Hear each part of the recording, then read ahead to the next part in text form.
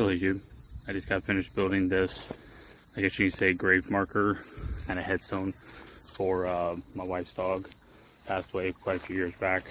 I did make one for him a while back, but it doesn't look so good anymore, so she's been asking me to build her a new one, so thought I'd get a little creative with this one instead of just something that just laid flat on the ground.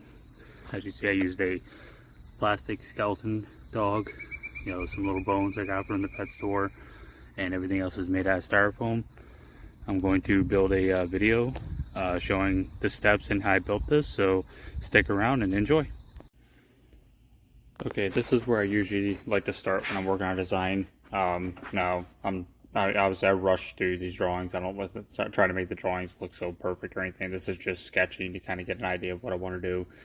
So, but my plan, or the idea that I have in my head, is to do a large block of foam on the bottom, a thinner block of foam on the top with some bevels, a long bevel here for a plaque or some kind of nameplate, and then the plastic dog on the top. And then you see my arrow view where I'm kind of doing that kind of thing. We got the bigger block here, the bevels, and then kind of a front view where you see the larger block, the bevel, the nameplate, and then, you know, the dog on top. So usually this is where most of my designs start.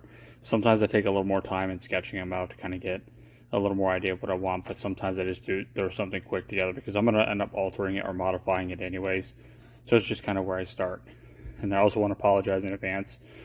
Since I'm using a lot of styrofoam, there's a lot of moving and shifting it and stuff like that. And if you have an issue with the sound of styrofoam, I do apologize in advance for this video.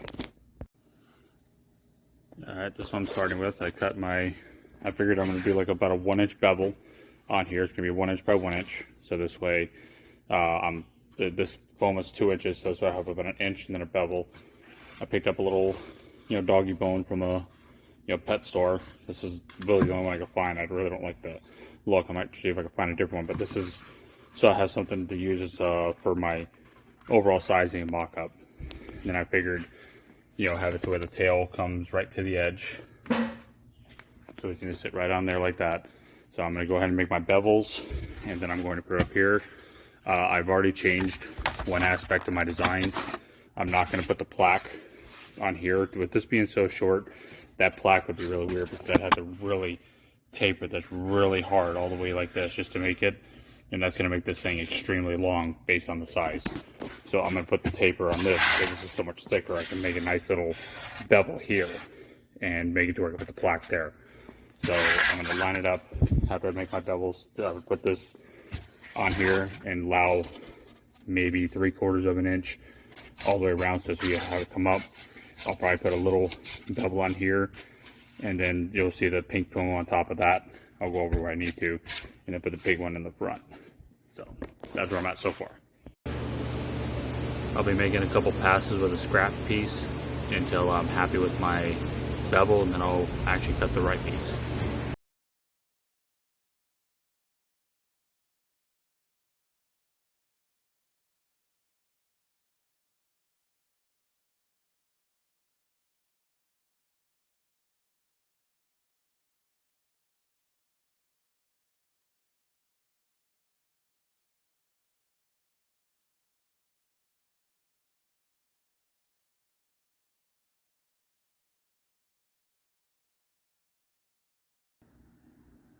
Alright, so you can see I got my nice little bevel there all the way around. And what that should do, that should allow me to put the dog and the bone on there.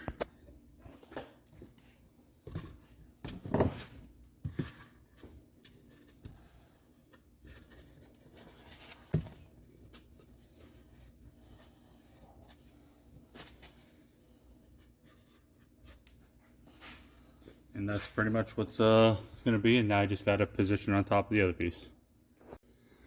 Okay, I got all the pieces cut, so now pretty much this will fit right on here. But, you know, like I said, I was leaving about a little lip all the way around the whole thing. I kind of rounded off the corners, and then he'll sit up here. The bone will be right here. And then pretty much I'll get everything glued together. What I'm gonna have to do is, you know, for these, obviously I can't just glue him down, you know. So what I'm gonna do is, where you can't see it, I'm gonna drill holes in there and put like maybe like a like a wire or something like that, that I'm gonna epoxy inside the feet and send those all the way through this styrofoam first, bend it over the bottom, and before this gets glued down, so this way he can't fall off before I do all the other stuff. And now we got to put the plaque right here. Now all I did to cut this right here is I just used an electric chainsaw with a blade on it. That what I did is I take the blades, the chains that are on them, and I'll run them in the dirt a little bit to kind of dull them, so this way they don't take out big huge chips. It kind of is a little more like like a worn out chain. When you're trying to cut a tree, it's more of a fine powder instead of big old chips. It makes it nice to cut this stuff. And then I just take a sander, an orbital sander with just like one of these pads out where it has like little holes in it, which is really good. And I just go over it and smooth it out the best I can. Now once I cover it in the paint and the stucco mix, it's gonna fill all the rest of the pores to where it's all gonna look good when it's done. But that's just how you get it smooth enough to where it looks nice to begin with. Working on the plaque that's going to go on the front of it. So do it this way. I'm going to round off these corners a little bit, and then I'm going to use my Dremel. I'm going to carve out each one of these letters, so this way it actually has some depth to it, and then I'll kind of feather out these edges.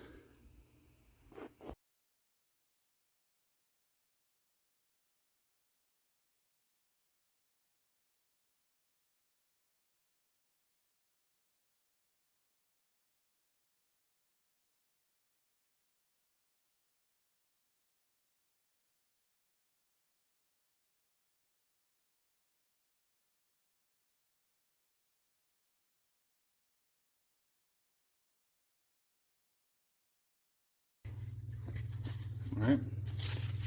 The reason I put the tape on there is the tape helps it, kind of like anything that you're cutting, like if you're doing, like for mica countertop or cutting a piece of wood, you put tape on it, helps it from splintering up. That was the reason for the tape. What's this?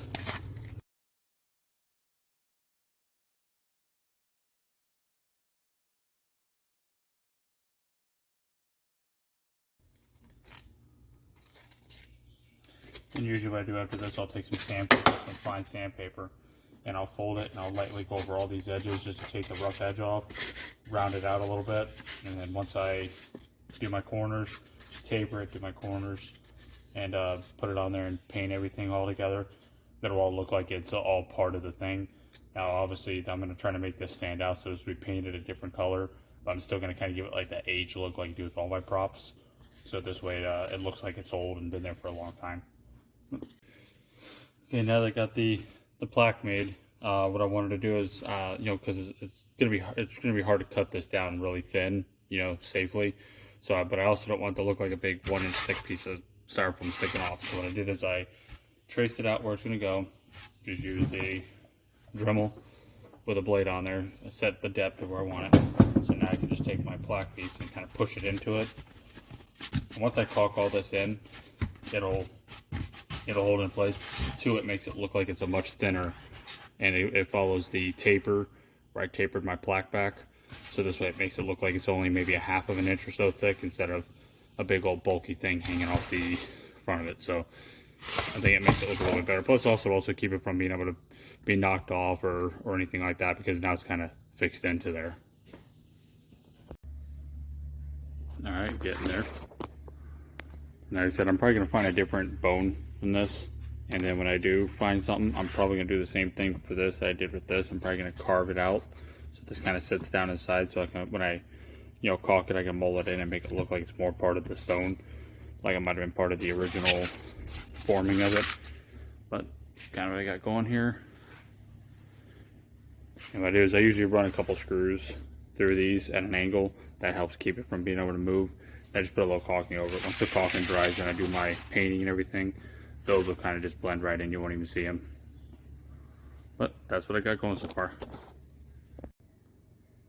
Alright, I think I'm at the point that I'm ready to start doing my painting. I'm going to show you how I paint and stone, make my stuff look like stone. It's a little different than what some people do, but I think it's a little more cost efficient. It goes a lot further. I could do a lot more props with one bag of that mortar. So I'm going to show you how I do the painting. You see I got the little bone hanging in his mouth here, and I got the one down here, They got its plaque on there, so it's ready to start painting. Alright, pretty much what I just use gray latex house paint. When you deal with styrofoam, you can't use spray paints. You have to use just like a latex house paint. Now you can use spray paint after you cover it with this, but spray paint, if you know, for people that are maybe just now getting into this kind of thing, the solvents in the paint will melt your styrofoam. So you don't want to do that. So you just want to use a latex paint. So I'm gonna put a little latex paint in my mixing cup, add a little water to it, put it in my cheap little sprayer, use a strainer, and then I'll show you the next part. Alright, I got my paint in my cup. All I do is I just add a little water to it. I know there's an exact science to this, but I don't really follow it. Just put a little bit in there, stir it. You want it to be a little bit thinner than what it does when it comes right out of the can, but not watery, because then it's going to run all over the place and make it harder to paint your product, but your prop, plus also to take longer to dry. So, I mean, that's pretty good right there.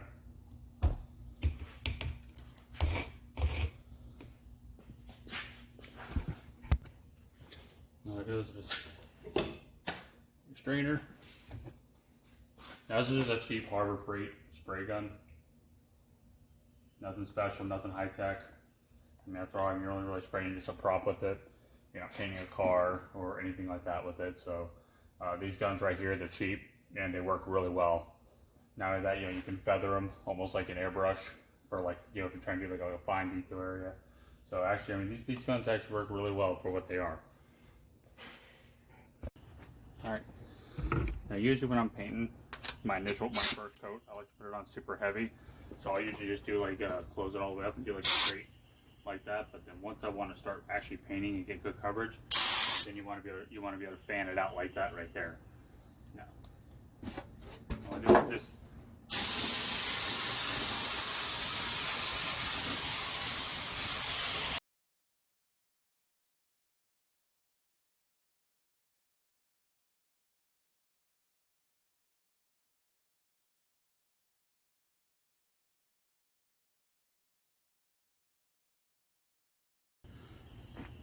and then, like I said, I just use like a mortar mix, grout, anything that's kind of a concrete base.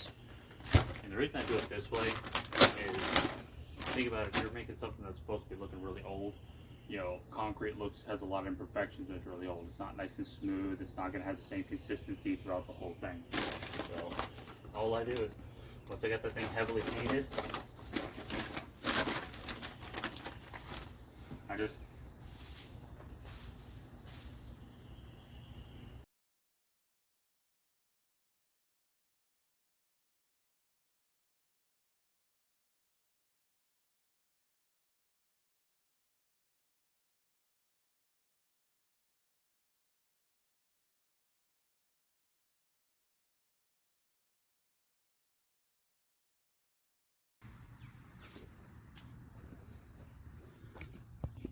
Then the next step I do is I take a blower. Now the object here is not to move it, it's more or less just get rid of any excess.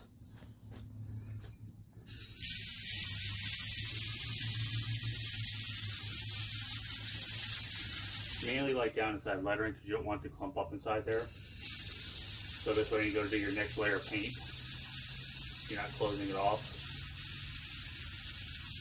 But by sticking to the paint, you're only really blowing off the top layer that's not stuck to the paint.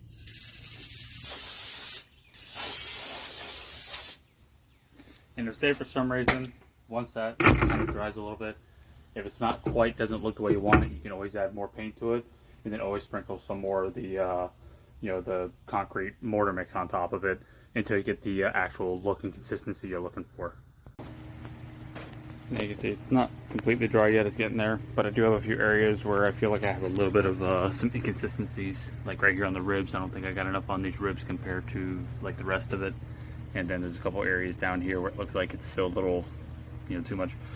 So what I'm gonna do is I'm gonna wait for this to dry. I'll spray another coat of gray paint on it, and then when I do that other coat of gray paint, I'm just gonna, fine mist the mortar mix. I'm not gonna throw it on there as much as I was on the first count, because I'm just more or less wanting to get rid of some areas right here where it looks a little too smooth, where everything else has a lot more of a textured consistency to it.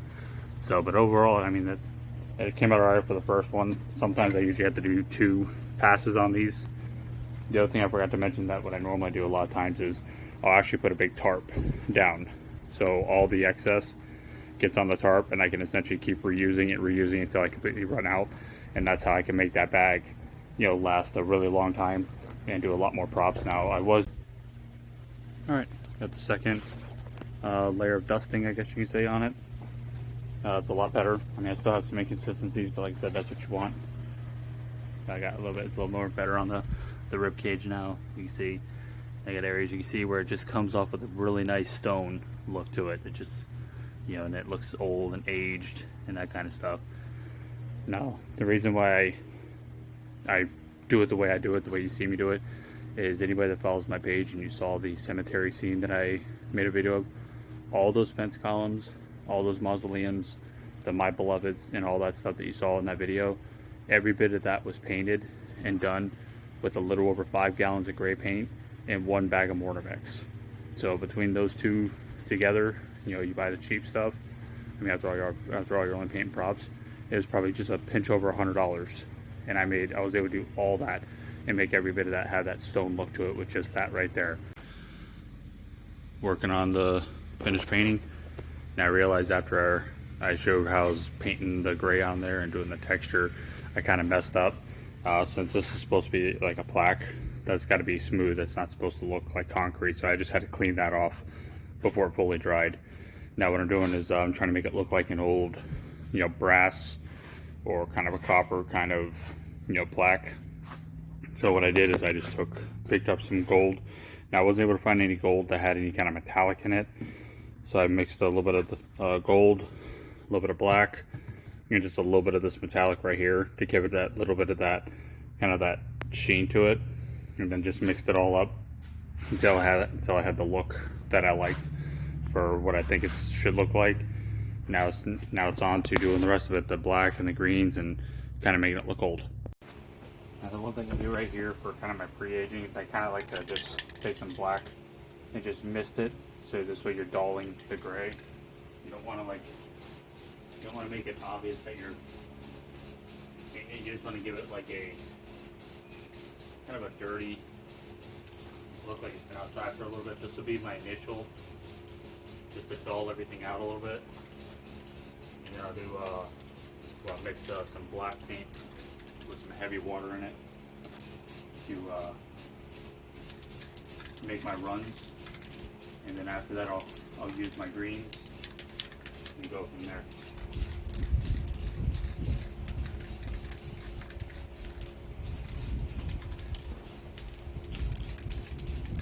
I got the wind working with me today. I just kind of go like this with the wind.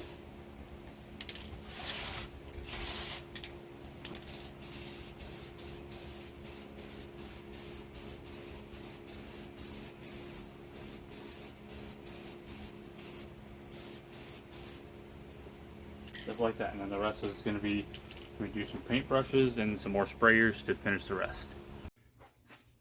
The next part is where you're going to really want to go online, like if you're not really sure the best way to kind of make something look aged, is go online, just Google tombstones, headstones, monuments, anything like that, and screenshot it and study the way the blacks and the browns and the greens are running off of certain contours and stuff like that of the structures, and that'll kind of give you an idea of what direction you want to go.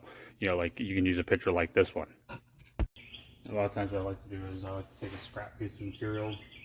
Right now I got my black mixed, and what I like to do is I like to make sure I got my consistent really good. You really want this to practically be water, which is a tint of black.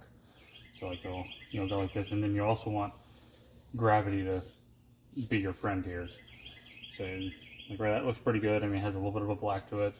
It's still watery enough to where, you know, gravity's gonna let it pull it down. So you just kind of do stuff like, you know, hit like some of these contour areas first. You know, areas where, like, say if it's raining, that's where the water's gonna, you know, accumulate right there, and it's just gonna run down. You see where it's gonna run down, it's gonna drip onto here, and it's gonna create like this look of where the rain is actually kind of just landed on top of this stuff and just kind of ran down into the.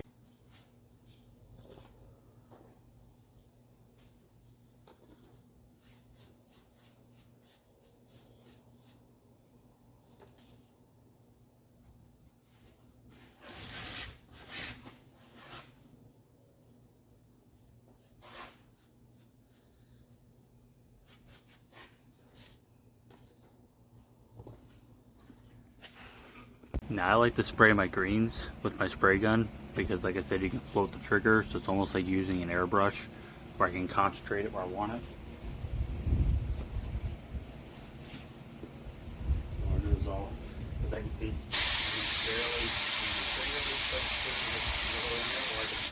barely like that, so that's my spray.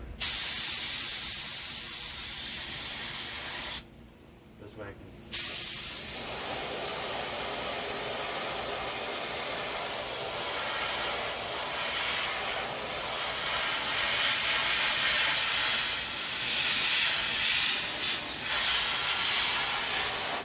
I like to coat the very bottom first. I think that's area is going to be like normally right in the grass.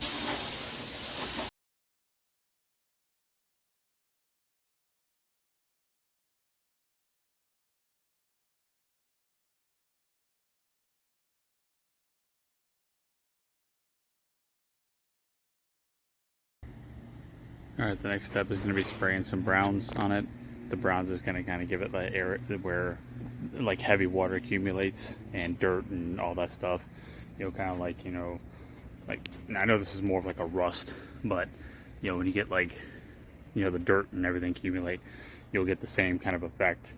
You know, so, and if you have an area where, like, say you feel like you got a little too much of the green on, like I think I got a little too much green in a couple spots, I'm just going to slightly mist a little bit of gray on it, and it'll dull that green up just a little bit, but it won't really affect my overall look.